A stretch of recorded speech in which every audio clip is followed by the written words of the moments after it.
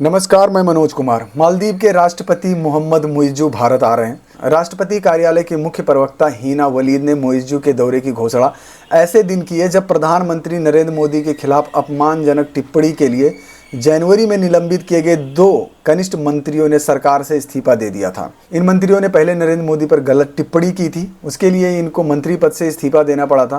अब मोहम्मद मुइज़्ज़ू भारत आ रहे हैं तो उन्हें अपने सरकार से इस्तीफा देना पड़ रहा है। ये इसलिए किया जा रहा है क्योंकि वो ये दिखाना चाह रहे हैं कि हमारे आपके बीच में जो एक तरीके की दूरियां बनी हुई थी, जो दूरियों का कारण बना हुआ था, उसको हम पूरी तरीके से हटा के हम आपके साथ हाथ मिलाना चाहते हैं। वो हाथ क्यों मिलाना चाहते हैं और अब भारत क्यों आ रहे हैं, ये सारी जानकारी हम आपको देंगे। लेकिन पहले बता दें कि वो जो उन दोनों लोगों को हटाया गया है वो भारत और मालदीव की दूरियों की वजह वो दोनों नहीं थे, क्योंकि उससे पहले जो इंडिया आउट का नारा दिया गया था, यानी मोहम्मद मुइज़्ज़ू ने चुनाव में इंडिया आउट का जो नारा दिया था उसमें उन्होंने कहा था कि इंडिया को अपनी मिलिट्री जो है मालदीव से हटा लेनी चाहिए, जबकि वहाँ पे वो मिलिट्री कोई ऐसा कदम नहीं उठा रही, किसी चीज़ में उनके बाधा नहीं डाल रही है। वहाँ पे उनको कुछ मिलिट्री इक्विपमेंट दिया गया था भारत की तरफ से, वो भी दान में दिया गया था, एक तरीके से उनकी मदद की गई थी, फ्री में दिया गया था। और मिलिट्री भी वहाँ पे इस वजह से थी क्योंकि वो उनका संचालन कर सके, उन लोगों को सिखा सके, तो इसलिए वहाँ पे वो मिलिट्री थी और उसकी कोई और दूसरी वजह नहीं थी। लेकिन वो उसको एक मुद्दा बना के सरकार में आ गए। ऐसे नेता होते हैं वो सब पहले ऐसी चीज़ों को मुद्दा बनाते हैं जो अपील करें, उनको बताया जाए, अपने देश के लोगों को बताया जाए कि आपके देश के खिलाफ हो रहा है, और फिर वो सत्ता में आ जाते हैं। और सत्ता में आने के बाद में वो कुछ हो उनके देश का ना हो, यानी वो अपने देश के नहीं होते ऐसे लोग। अब मोहम्मद मुइज़्ज़ू को समझ में आ गया है कि जो हमारे आसपास की कंट्रीज़ हैं उनसे अगर हम अच्छे संबंध नहीं रखेंगे तो हमारे देश के भूखों मरने की स्थिति आ जाएगी। सन ऑनलाइन न्यूज़ पोर्टल के मुताबिक उन्होंने कहा है कि यात्रा के लिए निश्चित तारीख अभी तय नहीं की गई है। दोनों पक्ष एक तारीख पर चर्चा कर रहे हैं जो दोनों देशों के नेताओं के लिए सुविधाजनक। मोहम्मद मुइज़्ज़ू का हमेशा चीन के तरफ उनका झुकाव रहा है, लेकिन जब अब चीन ने फंदा कस लिया है और उनकी इकोनॉमी पूरी तरीके से नीचे जा रही है, हर चीज़ में उनका टूरिज्म कम हो रहा है, इकोनॉमी नीचे जा रही है और उनका देश कर्ज में डूबता चला जा रहा है, तब उनको याद आया, उनको समझ में आया कि नहीं, भारत ही हमारा सबसे अच्छा दोस्त था और सबसे प्यारा दोस्त था। यानी भारत ही सबसे नज़दीक है, वहीं से आपको पानी मिल सकता है जल्दी ही, वहीं से आपको मेडिकल सुविधाएं जल्दी ही मिल सकती है, और वहीं से बाकी सुविधाएं जितनी जल्दी मिल सकती हैं उतनी और किसी कंट्री से नहीं मिल सकती। मोहम्मद मुइज़्ज़ू ने सिर्फ यही नहीं किया था, उन्होंने इंडिया आउट का नारा ही नहीं दिया था। मालदीव्स के जब भी कोई राष्ट्रपति बनता था तो वो सबसे पहले भारत की यात्रा करता था, लेकिन उन्होंने ऐसा नहीं किया था। उन्होंने अपनी पहली यात्रा तुर्की की और उसके बाद चीन चले गए। यानी उनको जाना पहले चीन ही था, लेकिन उन्होंने दिखाया कि हम पहले तुर्की जा रहे हैं, यानी मुस्लिम कंट्रीज़ में जा रहे हैं, और उसके बाद में हम चाइना जा रहे हैं। यानी उन्होंने भी ऐसा दिखाने की कोशिश की कि हम मुस्लिम कंट्रीज़ हैं तो हम पहले मुस्लिम कंट्रीज़ को वरीयता दे रहे हैं। लेकिन तुर्की से कुछ उन्हें मिला नहीं, चाइना ने कर्ज दे दिया। अब उनकी जो कंट्री है कि उसकी बुरी हालत है, तो अब उनको भारत की याद आई है। आपको मोदी जी की वो फ़ोटो भी याद होगी जिसमें मोदी सरकार ने कोई उनके ऊपर बयान नहीं दिया था, क्योंकि उनको पता था कि किस तरीके का माहौल चल रहा, लेकिन उन्होंने जाके लक्षद्वीप की यात्रा की थी। और लक्षद्वीप इतना बड़ा है कि डेवलपमेंट की जाए तो पता नहीं कितने मालदीव उसमें निकल आएंगे, पर वहाँ की जो डेवलपमेंट है वहाँ पे उस डेवलपमेंट पे उतना ध्यान नहीं दिया जा रहा है, क्योंकि हमारे देश में वैसे ही इतनी डेवलपमेंट की ज़रूरत है जहाँ पे लोग रहते हैं, जहाँ पे जनसंख्या ज़्यादा है, क्योंकि अपनी जो कंट्री है वो टूरिज्म पर निर्भर नहीं है। उनकी जो कंट्री है वो टूरिज्म पर निर्भर है, यानी उनके यहाँ टूरिज्म नहीं होगा तो वहाँ लोग भूखे मरने लगेंगे, या पता लगेगा कि कंट्री खत्म हो गई।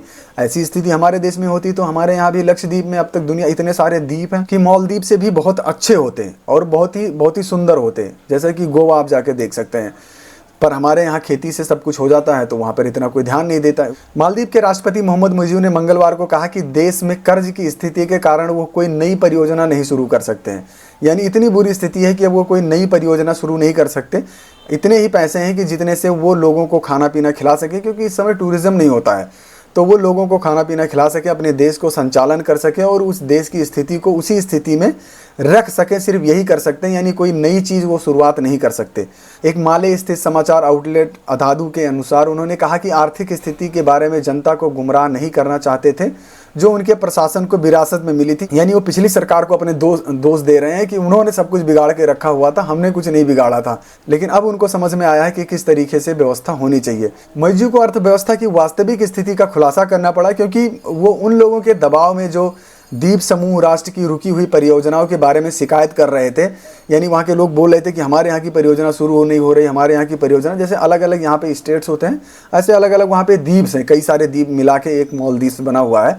सो अगले 2 महीने में उन्होंने कहा कि अगले 2 महीने बहुत कठिन होने वाले हैं। उन्होंने ये बात देश के द्वीपों में से एक गैरेधु द्वीप की यात्रा के दौरान उन्होंने ये कहा। उन्होंने कहा जुलाई के बाद चीज़ें और आसान हो जाएंगी, लेकिन हम आय अर्जित करने के लिए आवश्यक काम करने के लिए अब शुरू कर रहे हैं। तो इस तरीके से बहुत ही बुरी स्थिति होती जा रही है, इकोनॉमी पूरी तरीके से घुसती चली जा रही है। तो अब उनको याद आया है कि जहाँ से जो कुछ मिलता है, यानी जहाँ सस्ता मिलता है, जहाँ से हमारे देश को सबसे अच्छी सुविधाएं मिलती हैं, तो वहाँ से वो चीज़ें लो। जब भी मालदीव किसी संकट में आता है तो सबसे पहले भारत ही वहाँ पे जाता है। जब भी किसी चीज़ की वहाँ पे ज़रूरत पड़ती है, चाहे पानी की ज़रूरत पड़े, खाद की ज़रूरत पड़े, चाहे किसी और चीज़ की खाने पीने की ज़रूरत पड़े, तो जब भी वो आवाज़ लगाते हैं तो इंडिया हमेशा जाके वहाँ पे खड़ा होता है और हमेशा से मदद की है।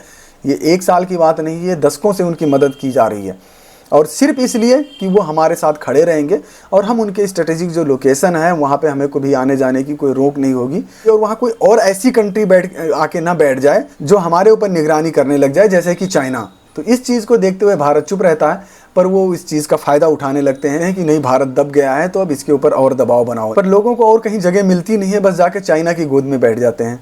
और 2-4 साल बाद, 6 साल बाद उनको समझ में आ जाता है कि हम तो बहुत बुरी स्थिति में पहुंच गए।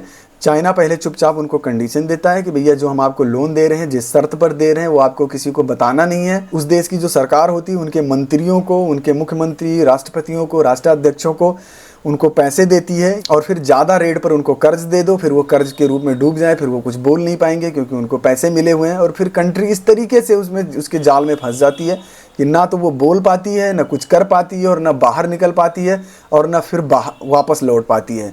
लेकिन मोइजू लगता है बहुत जल्द ही उनको समझ में आ गया है कि भारत से संबंध बनाए रखना जरूरी है, नहीं तो देश की स्थिति बहुत ख़राब हो जाएगी। जब वो फिर आएंगे तो अब समझ में आएगा कि दोबारा से मिलिट्री दौरे की बात होती है कि नहीं होती, किन किन मुद्दों पर बात होती है, क्या किसी और चीज़ पे समझौता होता है, क्या उन्होंने जो कर्ज वगैरह लिए हैं, क्या भारत उनकी मदद करता है कि आप इनकी जो कर्ज है वो लौटा दो आप उन कंट्रीज़ को, आपको जो ज़रूरत है हम पूरा करेंगे, क्या ऐसा होगा? ये देखने वाली बात होगी। इस पर हमारी नज़र रहेगी, हम आपको बताते रहेंगे जैसे ही अपडेट आती रहेगी।